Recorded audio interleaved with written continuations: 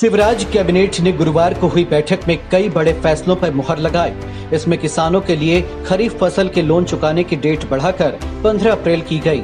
ये डेट 31 मार्च तक आखिरी थी। लोक सेवा गारंटी के तहत 10 रुपए में अब नक्शे खसरे जैसे दस्तावेज मोबाइल पर मिल सकेंगे। ग्रामीण क्षेत्र में बस चलाने वालों को मोटरयान अधिनियम में छूट का भी फैसला हुआ। वहीं ट्राइबल डिस्ट्रिक्ट में पायलट प्रोजेक्ट चलाया जाएगा। 3 महीने के लिए अस्थायी रूप से रेत खदान देने को भी मंजूरी मिल गई।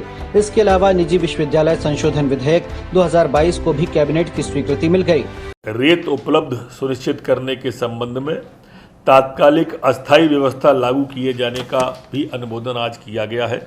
ये अभी जो नीलामी होगी वो 3 माह के लिए अनुबंध इसके निष्पादित किए जाएंगे।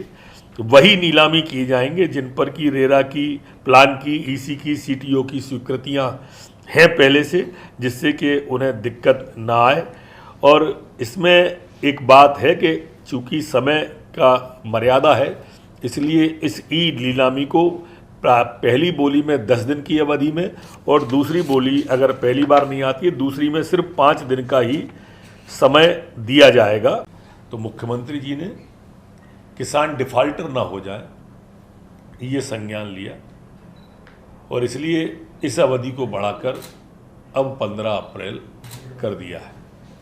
मैं यहाँ यह कहना भी प्रासंगिक समझता हूँ कि इस 15 अप्रैल तक की बढ़ी हुई के समय के अंतर का ब्याज जो लगभग 60 करोड़ के आसपास होगा, वो मध्य प्रदेश की सरकार, मुख्यमंत्री जी इस कर्ज के लोन को स्वयं भरेंगे।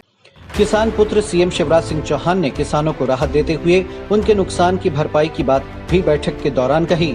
सरकार के इस तात्कालिक निर्णय से प्रदेश के लाखों किसानों को लाभ मिलेगा। अब 15 अप्रैल तक किसान लोन चुका सकेंगे। लेकिन लोन चुकाने की अवधि आज 31 मार्च को समाप्त हो रही है और कई किसान भाई बहन अब इस पैसे को भर नहीं पाए। अवधि समाप्त होने के बाद वो डिफाल्टर हो जाएंगे और डिफाल्टर होने के बाद फिर उनको ज्यादा ब्याज देना पड़ेगा। और इसलिए आज प्रारंभ में ही हम ये फैसला कर रहे हैं कि खरीफ के फसल के लिए ऋण चुकाने की अंतिम तिथि बढ़ा के हम आज 15 अप्रैल करते हैं ताकि सुविधा से किसान अपना लोन चुका सकें और वो डिफाल्टर ना हो। लेकिन इस अवधि का लोन का जो ब्याज है वो सरकार को भरवाना पड़ेगा।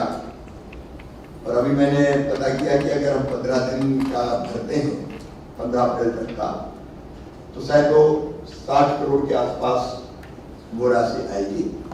अब जितनी भी राशि आए वो किसानों की तरफ से सरकार भरवाएगी ताकि किसान 15 अप्रैल तक सुविधा से अपना लोन जमा कर सकें और डिफाल्टर ना हो।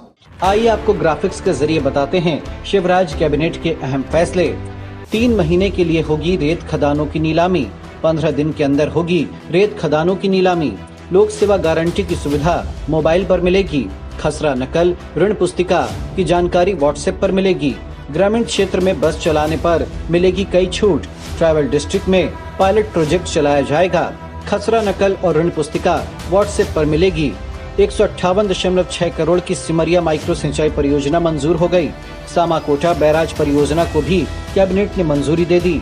निजी विश्वविद्यालय संशोधन विधेयक 2022 को भी मंजूरी मिल गई। ग्रामीणों की देवारण्य योजना को भी कैबिनेट ने मंजूरी दे दी। वहीं वन व ग्रामीण अंचल की प्रचलित औषधियों को भी जुटाने पर चर्चा हुई। तो कुल मिलाकर पचमढ़ी के मंथन का अमृत अब प्रदेश में योजनाओं के विस्तार और अहम निर्णयों के साथ सामने आने लगा है।